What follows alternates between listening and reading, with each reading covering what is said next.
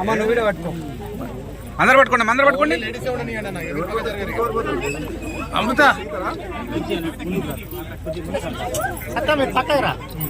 జాగ్రత్త అమ్మా జాగ్రత్త మట్టి మట్టి ఇవ్వండి కొద్దిగా మట్టి బయట మట్టి ఇవ్వండి పార తీసుకో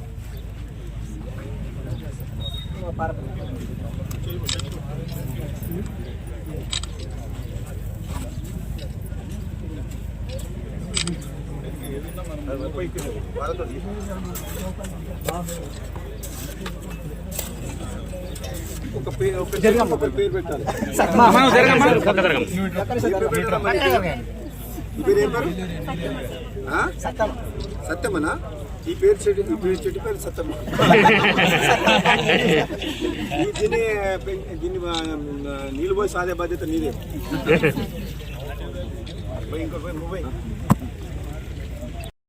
నేను 2018 నుంచి చెప్తున్నా మీకు చండూరులో ఎన్నికల సందర్భంగా కూడా హామీ ఇచ్చిన అప్పుడు అసెంబ్లీ ఎన్నికల్లో గెలిచిన తర్వాత కూడా ప్రభుత్వం లేకపోవడం వల్ల చండూరు పట్టణాన్ని అనుకున్న స్థాయిలో నేను డెవలప్ చేయలేకపోయినా కానీ చండూరు మున్సిపాలిటీ గురించి మునుగోడు ప్రజల బాధల గురించి అసెంబ్లీలో ఎన్నోసార్లు గొంతు వినిపించిన ఆనాటి ప్రభుత్వం నిర్లక్ష్య వైఖరి వల్ల ఇప్పటికి కూడా చండూరు పట్టణ ప్రజలు చాలా రకాలుగా బాధలు పడుతున్నారు. నాకు ఆ సంగతి తెలుసు.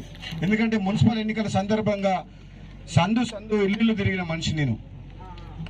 ప్రతి మురికివాడ, ప్రతి ఇల్లు, ప్రతి పేదవాళ్ళ కష్టాలు వాళ్ళ ఇళ్ళకి పోయి మాట్లాడుతారు ఎంతో మంది పేదలతోటి. ముఖ్యంగా ఇక్కడ చేనేత కార్మికులు ఇప్పుడున్న పరిస్థితుల్లో అయితే చాలా రకాల కష్టాల్లో ఉన్నారు. వాళ్ళు మేజర్ కమ్యూనిటీ చేనేత కార్మికులు నమ్ముకున్న వాళ్ళ వృత్తి ఇప్పుడు వాళ్ళకు కడుపు నిండా అన్నం పెట్టలేకపోతుంది. భార్య పిల్లలు సాధించుకోలేని పరిస్థితిలో ఉన్నారు. నాకు తెలుసు. వాళ్ళతో పాటు మిగతా వాళ్ళు పేదవాళ్ళు ఈ చండూరు పట్టణంలో కంచర్ల వాళ్ళు కూడా వాళ్ళ వృత్తిలో వాళ్ళు న్యాయం జరగటం లేదు. వాళ్ళు ఎంత కష్టపడ్డా వాళ్ళకు వచ్చే సొమ్ము వాళ్ళ భార్య పిల్లల్ని పోషించుకునే పరిస్థితి ఉంది. నాకు మొత్తం వాళ్ళ బాధలు కష్ట నష్టాలు మొత్తం దగ్గరికి వెళ్ళి చూసిన మనిషిని నేను. ఆనాడు చెప్పినా మళ్ళీ ఈనాడు చెప్తున్నా. మన మునుగోడు ప్రజల ఆశీస్సులతోటి, సహకారంతో, భగవంతుని ఆశీస్సులతోటి నేను మళ్ళీ ఎమ్మెల్యేగా గెలవడం, కాంగ్రెస్ పార్టీ ప్రభుత్వం రావడం అనేది చాలా సంతోషకరమైన విషయం. 8 నెలల్లో పార్లమెంట్ ఎన్నికల కోడ్ వచ్చి కొద్దిగా మనం అభివృద్ధిలో లేట్ అయినా పర్వాలేదు, కానీ మళ్ళీ చండూరు పట్టణ ప్రజలకు మళ్ళీ మాటిస్తున్నా. ఆనాడు చెప్పిన మాట మళ్ళీ చెప్తున్నా. ఈరోజు మా ప్రభుత్వం ఉంది కాబట్టి చండూరు పట్టణాన్ని అద్దంలాగా చేసే బాధ్యత నాది.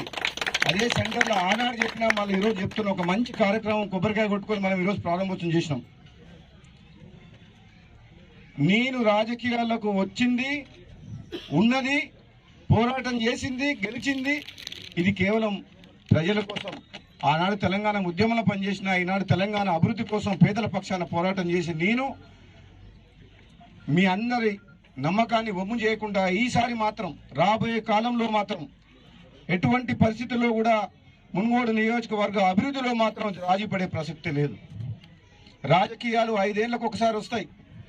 ప్రజలు ఆశీర్వదించి గెలిపించిన మా మీద ఎంతో బాధ్యత ఉంది. ఈ పదవిని ఒక బాధ్యతగా భావించి రాబోయే రోజుల్లో చండూరు పట్టణాన్ని మనందరికి కావాల్సింది మంచినీళ్ళు. ఒక పూట అన్నం తినకుండా ఉండగలుగుతాం, కానీ మంచినీళ్ళు లేకపోతే, ఎందుకంటే 90% హెల్త్ ఇష్యూస్ మనకు అనారోగ్య సమస్యలు వచ్చేది మంచినీళ్ళతోటి, కలుషితమైన వాటర్ ఉండడం వల్ల. నెంబర్ 1 ప్రయారిటీ మంచినీళ్ళు. నెంబర్ 2 మురికివాడలు, డ్రైనేజ్ సిస్టమ్. ఎక్కడ నీళ్ళు ఉండొద్దు. దోమలు, ఈగలు, మలేరియా, డెంగ్యూ, చికెన్ గున్యా ఇవన్నీ వస్తున్నాయి వర్షాకాలం. కాబట్టి ఇక్కడ కాంట్రాక్టర్ కూడా ఉన్నాడు, ప్రభాకర్ రెడ్డి కూడా ఉన్నాడు. ప్రతిసారి నాతో టచ్లో ఉన్నాడు. 8 నెలల నుంచి మాట్లాడుతున్నా. అప్పుడు ఆనాటి ప్రభుత్వం హడావుడిగా కొన్ని నిర్ణయాలు తీసుకొని చండూరు పట్టణం మొత్తం రోడ్ డెవలప్ చేయాలని చెప్పి నిర్ణయించిండు. కానీ బడ్జెట్లో వాళ్ళకు డబ్బులు పెట్టలేదు, వాళ్ళకు ఫండ్ లేదు. టెండర్ పిలిచిండ్రు. 8 నెలల నుంచి రోజు అడుగుతున్నా ఏమైందని. బిల్లు లేదంటుంది. నేను అధికారుల మీద తీవ్రమైన ఒత్తిడి తీసుకొస్తున్నా. చండూరులో కానీ చౌటుప్పల్లో కానీ రోడ్లు డ్రైనేజ్ వ్యవస్థ ఆగిపోయింది. వర్షాకాలం వస్తే ప్రజలు ఇబ్బంది పడతారు, వెంటనే బిల్లులు చెల్లించమని చెప్పి రాష్ట్ర ప్రభుత్వ ఖజానా ఖాళీ అయి అప్లపాలై ఉన్నది రాష్ట్రం. జీతాలు ఇవ్వలేని పరిస్థితిలో ఉన్న రాష్ట్రంలో మళ్ళీ అప్పు తీసుకొచ్చి ఒక 1000 కోట్ల రూపాయలు నా రెగ్యులర్గా మానిటరింగ్ చేయబట్టి ప్రిన్సిపల్ సెక్రటరీ మున్సిపల్ దానకిషోర్ గారు 1000 కోట్ల రూపాయల రిజర్వ్ బ్యాంక్ ఫండ్ తీసుకొచ్చి అప్పు తీసుకొచ్చిండు ఈ ఉన్న ఎగ్జిస్టింగ్ కాంట్రాక్ట్స్ కంప్లీట్ చేయాలంటని చెప్పి.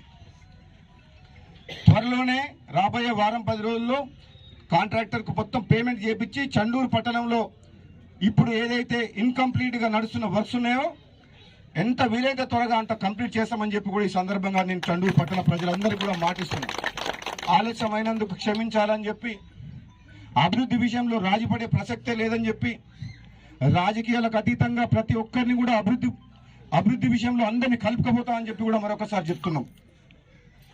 అంత ముందుకు జరిగిన అవకతవకలు ఏదైతే ఉందో వాటిని కూడా సరిదిద్దాల్సిన బాధ్యత నా మీద ఉన్నది. రోడ్లని ప్రభుత్వ భూములని ఆక్రమించుకొని అధికారాన్ని అడ్డం పెట్టుకొని ఎవరైతే అంతకుముందుకు ఏదైతే చేసిండ్రో అవన్నీ తప్పకుండా చట్టరీత్యా చర్యలు తీసుకొని ప్రభుత్వ ఆస్తులను కాపాడాల్సిన బాధ్యత కూడా నా మీద ఉన్నది. కాబట్టి సోదరులందరికీ కూడా ప్రజాప్రతినిధులకు రాబోయే రోజుల్లో సేవే లక్ష్యంగా అభివృద్ధి లక్ష్యంగా మనందరం కూడా కలిసికట్టుగా ముందుకు పోదామని చెప్పి తెలియజేస్తూ ఈనాడు ఈ కార్యక్రమం ఓవరేజ్ ట్యాంక్స్ ఏదైతే నిర్మాణం 10 కోట్ల రూపాయలు 2 ఓవర్చేస్ ట్యాంక్స్ కడుతుండ్రో అమృత్లో భాగంగా దాదాపు 5 లక్షల లీటర్లు ఒక ట్యాంకు, ఇంకో 5 లక్షలు 2 అంటే దాదాపు 10 లక్షల లీటర్లు. అంతకుముందుకు ఎంత కెపాసిటీ ఆల్రెడీ 11 lakhs ఉందా? అదే 40, 40, 50, 60, 70 అది కలిపిస్తా 11 లక్షల లీటర్లు. సో ఇప్పుడు 11 లక్షలకు అదనంగా మనకి ఇప్పుడు 10 లక్షల లీటర్లు. సో అంతకుముందుకున్న 11 లక్షల లీటర్లు ఏదైతే పనికొచ్చే ట్యాంకులు ఉన్నాయో అధికారులందరూ కూడా నేను చెప్తున్నా, శిథిలావస్థలో ఉన్నాయి, పనికిరావు, కూలిపోయే దశలో ఉన్నాయని తీసేయండి. ఏదైతే పనికొస్తాయన్నట్టు ఉంచండి. దీనికి ఎందుకంటే mission Bhagiratha water, bore water సపరేట్గా ఎక్కించి ప్రతి ఇంటికి కూడా అవసరమైన నీళ్లు ఇప్పుడు చాలా నీళ్ళు వస్తున్నాయి. మిషన్ భగీరథ సరిపోతున్నాయి ఇండ్లలో సరిపోతలేవు కాబట్టి సఫిషియెంట్గా 24 hours బోర్ వాటర్ రావాలి. ప్రతి ఇంట్లో కూడా ఎప్పుడు నల్ల ఇప్పినా బోర్ వాటర్ రావాలి. మిషన్ భగీరథ వాటర్ రోజుకు 2 గంటలు వచ్చినా గంట వచ్చినా సరిపోతాయి, మనం అవసరం ఉన్నంత పట్టుకుంటాం. కానీ బోర్ వాటర్ మాత్రం ట్యాంకులకు ఎక్కించి మొత్తం ప్రతి ఇంటికి పైప్ లైన్ ద్వారా ఇంటికి వేయాలి.